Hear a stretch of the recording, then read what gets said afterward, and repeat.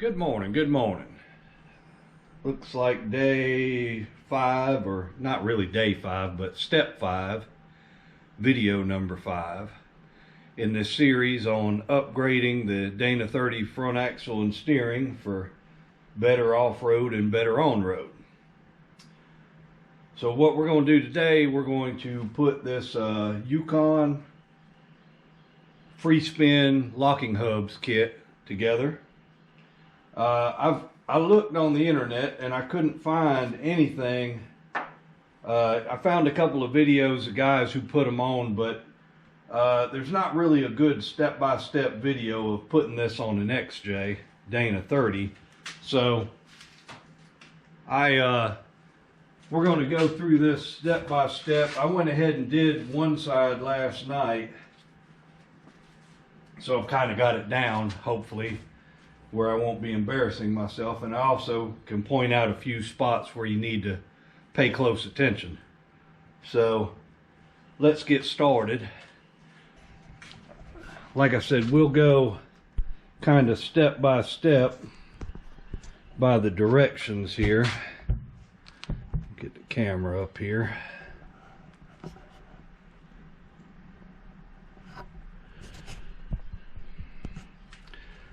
So it comes with these instructions, and there's a few things I've done already, and I'll point that out. But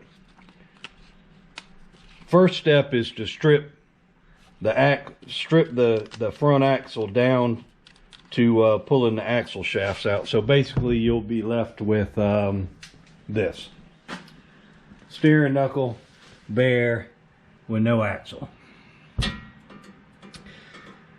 In the earlier step, in video 1 of this series, we stripped the axle down, and then we had some other videos with putting the new ball joints and steering knuckles in. If you want to see those, they're in this series. So that's already done. So now we'll skip to the actually assembling stuff.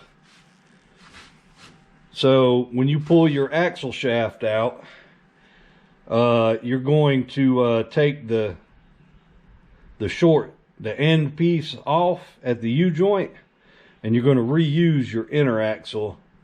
Or if you like me, I went ahead and bought, because these stub axles that come with the kit, they're 4340 Chrome Moly. So I went ahead and bought the matching 4340 Chrome Moly axles from USA Standard Gear to go with it.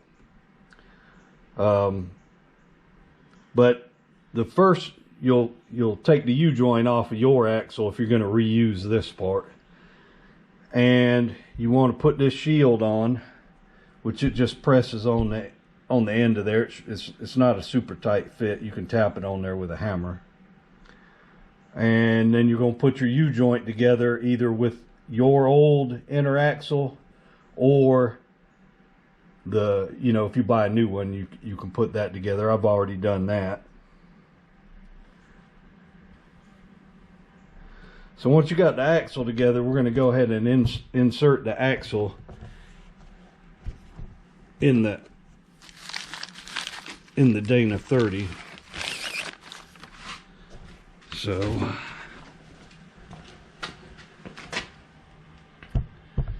which is pretty easy to do. You want to try to keep, when you stick this in here, you got to get it through that inner axle seal, so you want to try to keep it nice and level, and you'll feel when it gets to that inner axle. And then when you get to the differential, there you go, you got to line the splines up and it'll slide right in just like that.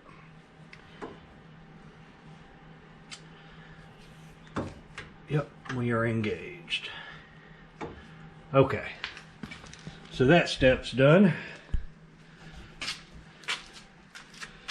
So the next step is you've got some rubber seals that are going to go on the axle, and they come, everything's packed in these blister packs in the box. But you want to get these right here.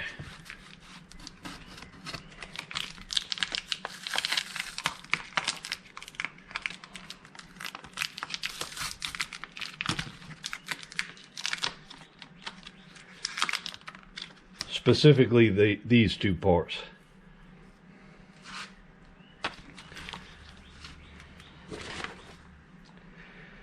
And let's see.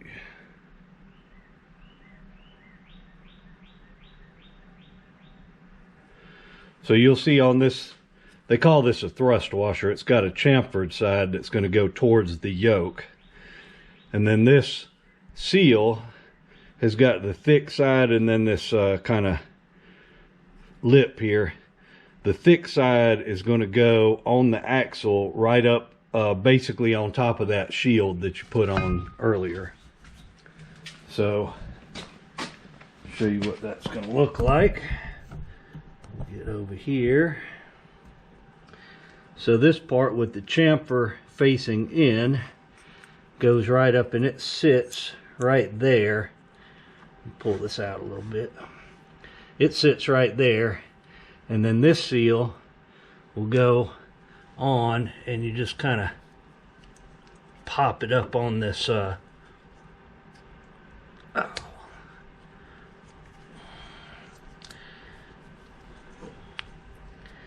it's tight, but it will go.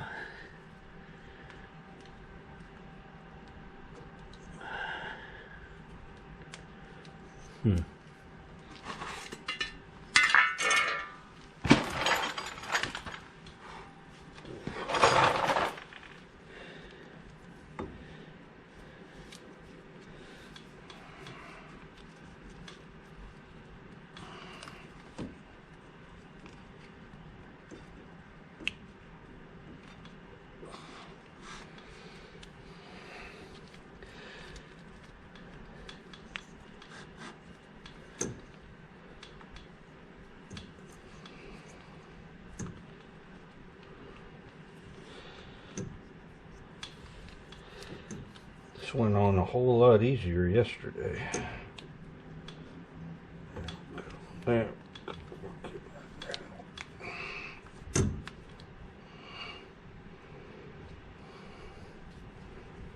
There we go. Just like that. Alright, so you got those two pieces on.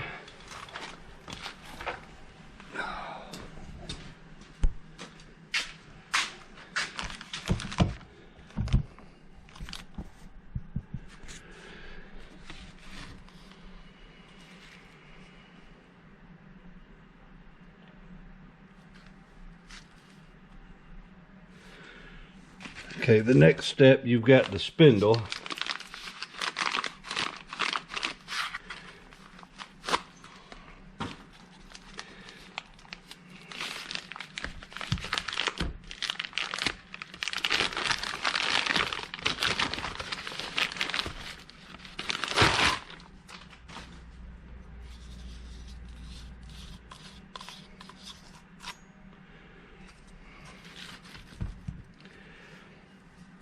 And it says to install the bearing and seal into the spindle, but the bearing came already installed in there. It's a little needle bearing right there.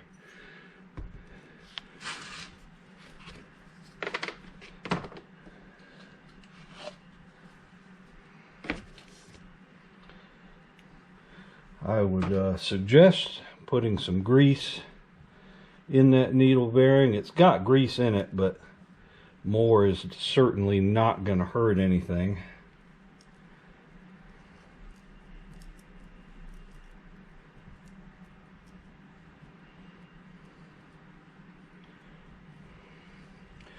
And then that other rubber seal, and if you look at it, you'll see one side's kind of cupped, and that cup side faces away from the needle bearing.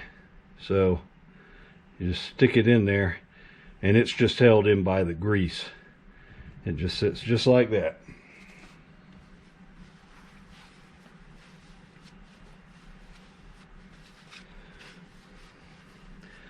Then the next step is to clean the mating surfaces between the steering knuckle and spindle, which I won't have to do because I have new steering knuckles. But if you're using your old ones, you might have to clean the rust and stuff off. And then we're going to bolt this on. So let me find the bolts that we took off. This is bolted on by the 3 bolts that held on to your unit bearing. So let me go find those real quick and I'll be right back.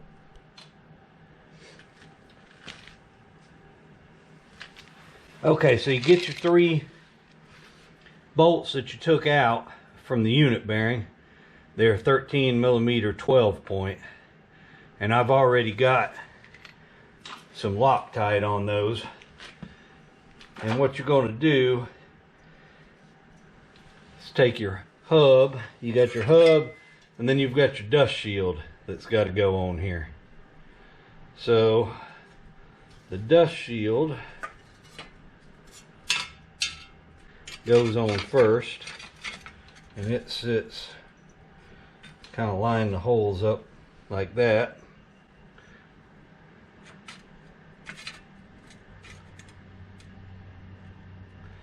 And then slide your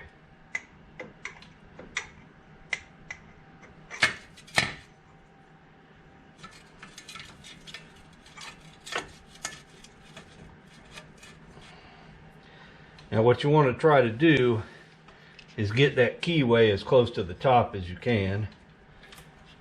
Get one of the bolts here, stick it in that top hole and through the thing and get it started in there. And do the same with the other 3.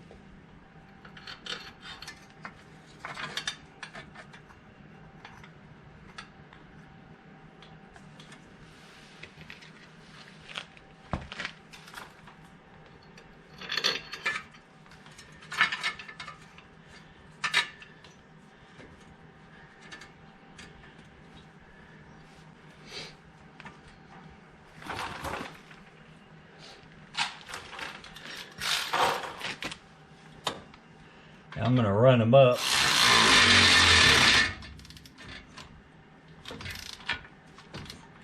with this electric.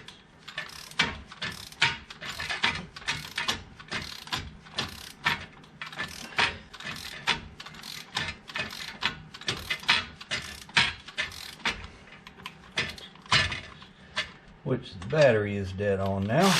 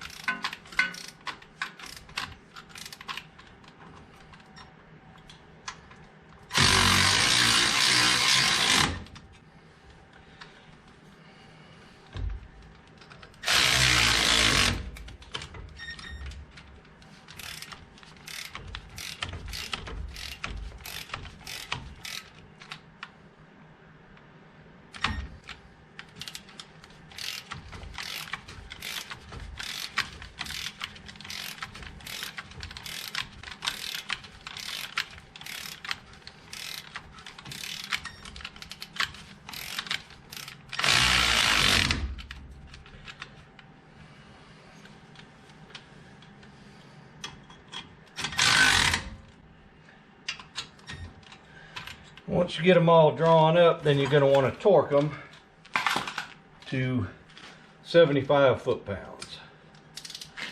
So I got the torque wrench here already set to 75 foot-pounds.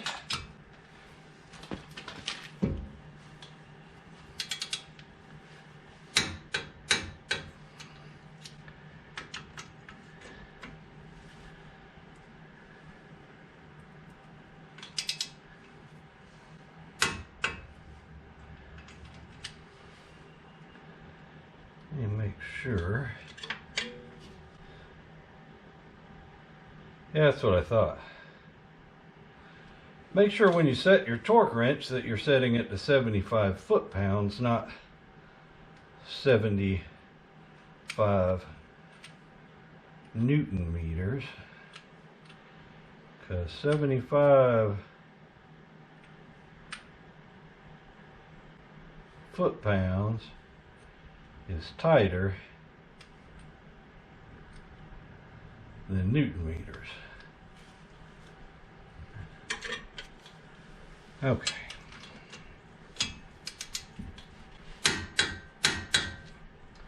That's better.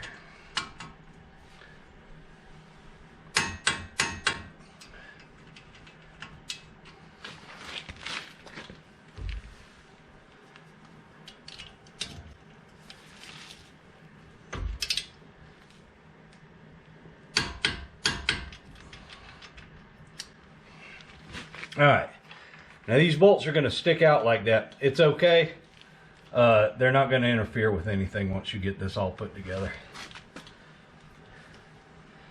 All right, so the next step, go back up here to our book. Let me go put the battery for the ratchet on the charger and I'll be right back. Okay, the next step is you're going to take the hub and the brake rotor, and you're going to press the studs through them to hold everything together. Now, a couple things I'll point out. One, it looks to me like they took a regular factory rotor and turned out the inside diameter of it so this hub would fit through. So keep that in mind. If you ever need to replace your rotor, you might have to take a set of new rotors to a machine shop and get them to turn out the center. Unless, you know, you have a lathe. Second, the picture in here is kind of confusing.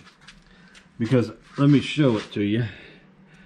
So they got this picture here, and they're showing you pressing these through. And they show this big end here. And so what happened the first time when I looked at this, these hubs don't have a big end. They just have one side that sticks out. And the other side is flat.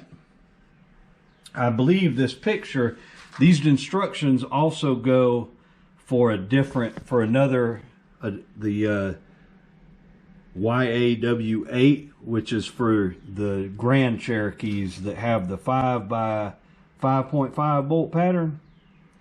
And so I think maybe they have a different hub. Well, I know they do because they have a different bolt pattern. So that's what this is. But if you have a Cherokee, the drawing should look more like this. This is the hub sticking up into the center. See, there's the hub sticking into the center. This is the hub in the center here. And then you press the bolts through there. Because if you press it together wrong, I mean, it's no big deal. You just have to press everything back apart. But, you know, it's double work, and nobody likes double work. So, I did this ahead of time. Basically, you're going to take that hub and this brake rotor and press the studs through it. So now it holds it all together as one unit. Let me set this down so I can get this book out from under it. So now, oh, let me point something out while I'm thinking about it. When you press your U-joints together for the drive shafts, in with the U-joints, there's going to be this extra snap ring. It's thick. Don't throw it away. You need it later. There's a reason it's in there, but you won't know it until later. So keep those. Don't throw them away or anything. Don't let them get lost. You'll need that later. All right. So our next step is to press all this together, which we have. And then you're going to press your wheel bearing races in. Now you've got two different size races, or two different size wheel bearings, and they have different races. So you need to make sure you put the right race in the right side, and they come in the blister pack together. But I've already pressed my races in here ahead of time and greased my bearing, and I've got my bearings greased up. And the funny thing about it is, in these instructions, they just say press the wheel bearing races into the new wheel hubs. Now, I looked at the wheel bearing races ahead of time, and they do have, there's two different wheel bearings and there's two different races. So if you go to the next step where it tells you to pack the inner wheel bearing cone, it gives you the bearing number, which is the LM102949. So whichever bearing race was with that LM102949 bearing needs to go on the inside of the hub, and the other race goes on the outside. Just pay attention when you're putting them in, so you get them in the right place. That's where reading all these directions before you start comes in handy. So next step, they want you to pack grease in this gap between the two bearing races.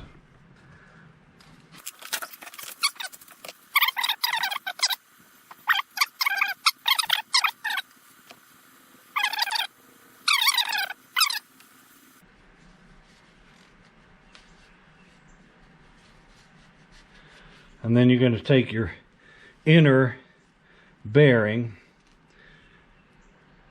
and you want to make sure, check the number, make sure you got the right one, because they are, the inside diameter of these is different. But that is the 102949, so that's the one. I already packed these ahead of time, so we drop that on the inside there. Push it down in its race. It's like that.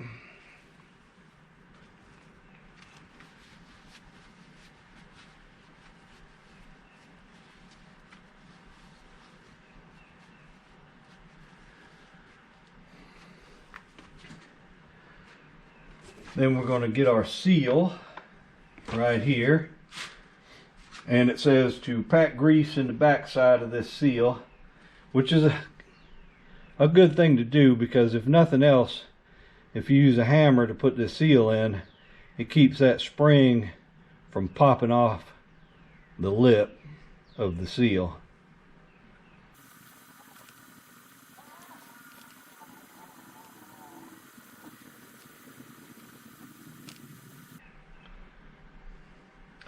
So we get that all packed and set it right there, and then we're going to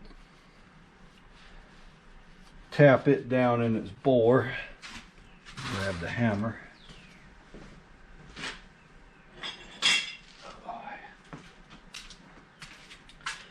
You want to be careful not to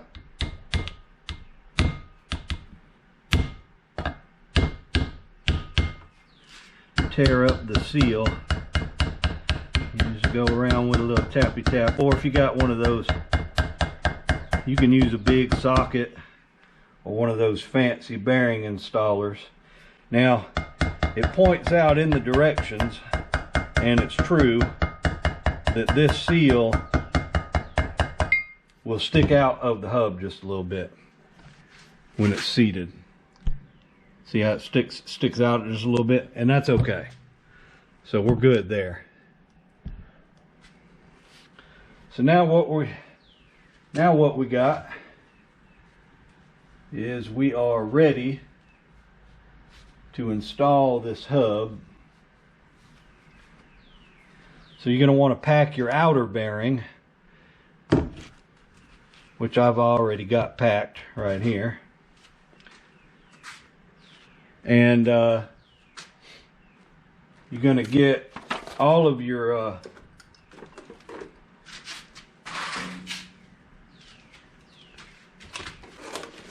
you need your spindle stuff here, spindle nuts and lock washer. Alright, let me get this out of the package and get set up, and we'll move on to the next step. I'll be right back.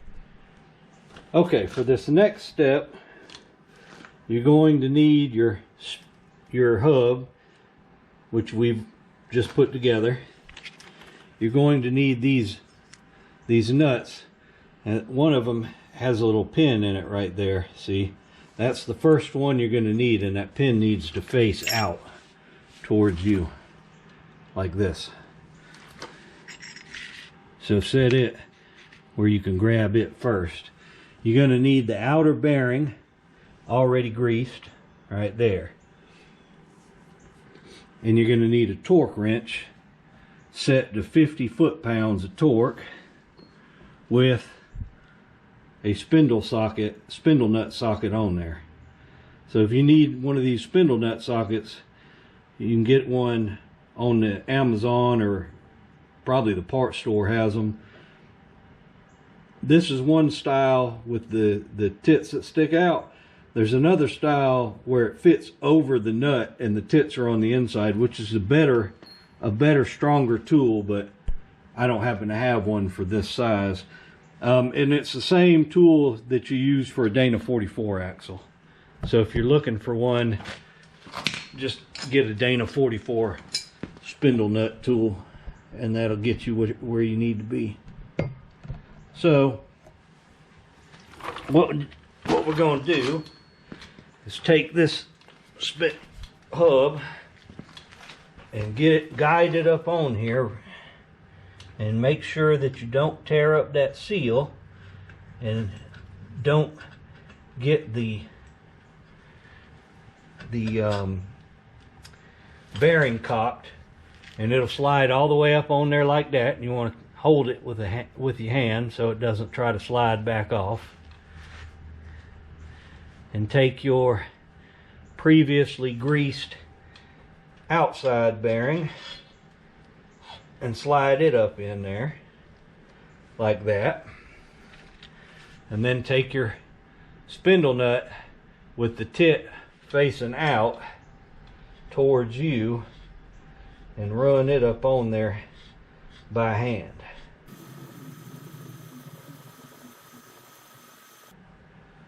So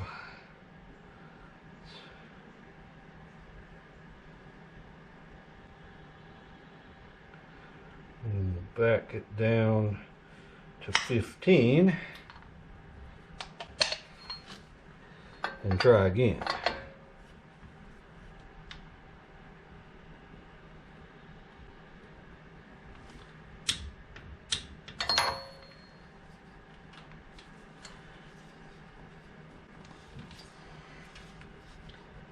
Now it's going to be a little stiff because the grease I've got in there is cold, and it was cold last night. That's a lot better right there. Let's see if my lock ring will still line up one way or the other. Probably not. Nope.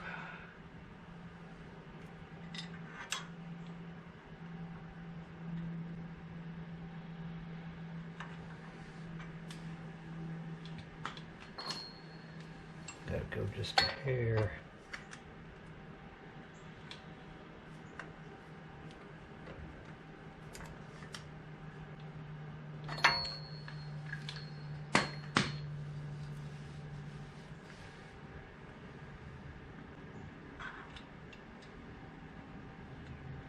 Damn, so close.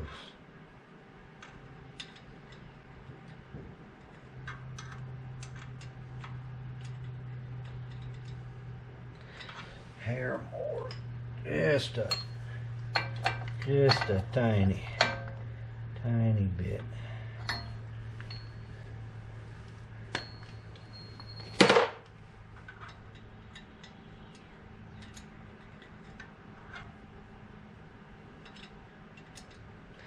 There we go.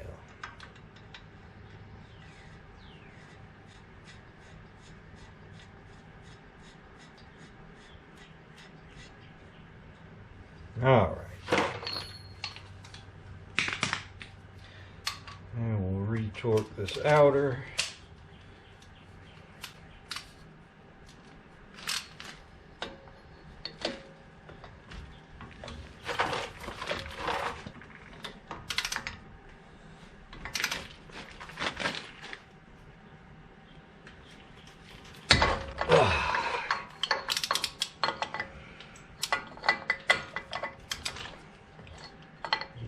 is the problem with these sockets. All right, there we go.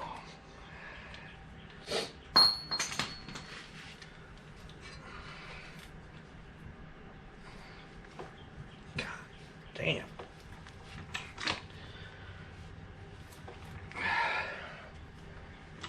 Why that's so tight?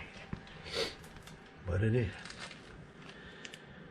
All right, once the hub is on, then you're going to take, you got a little washer right here and a snap ring that are going to go on here. So you've got to kind of push out on the axle shaft. You slide that washer on there, and then the snap ring goes in there in front of it.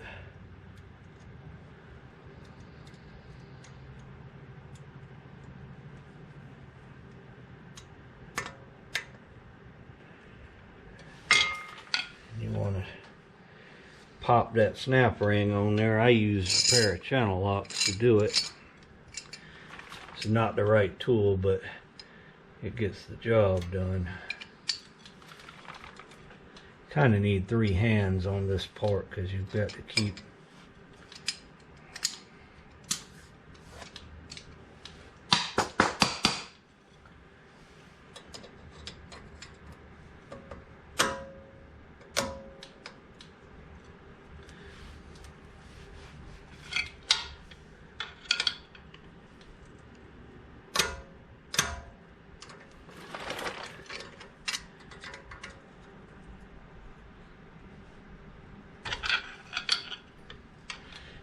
that axle pushed out so you can get this snap ring snapped in there.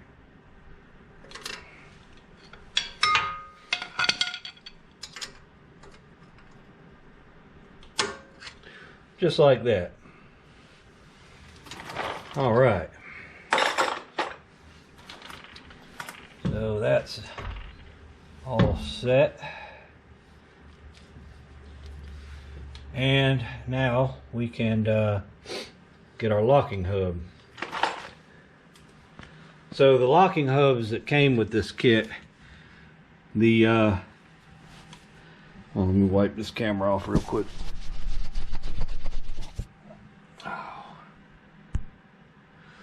So the Amazon ad when I bought this thing said that it came with worn hubs, but they're not worn, they're ABM, which these are good hubs. They're all steel, there's no plastic in them. I took one of them apart and checked it. Really the only thing that I don't like about this kind of hub is that what holds it on is the wheel studs. So until you get your wheel bolted on there, this thing is just sitting there. There's nothing holding it. Now I suppose if you had some of those sheet metal clips that you always take off and throw away the first time you change your brake rotor, that would probably hold it on there. But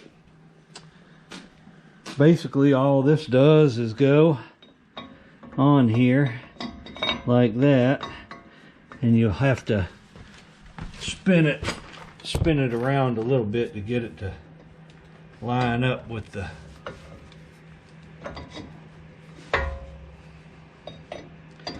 splines. That's the kicker.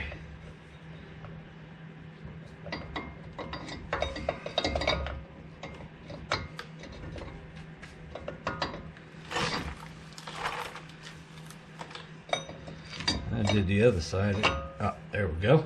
I was fixing to say, when I did the other side, it just basically fell on. So you'll make sure it's free and slip it on there like that. And that's it. You're done. So next I'll be doing the steering, but that is it for installing the spin-free locking hubs. that's all there is to it. Like I said, the only reason I did it is because I've got a locker in the front axle now, so hopefully this helped you out if you're installing one of these or thinking about getting one. Kind of see what's up with it. And I'm going to get everything set up to do part 6, installing the steering and getting this thing lined up. So appreciate y'all watching, and you know, give us a like or a comment, subscribe to the channel. Everything helps. We'll keep stuff coming out for you. Y'all have a good one.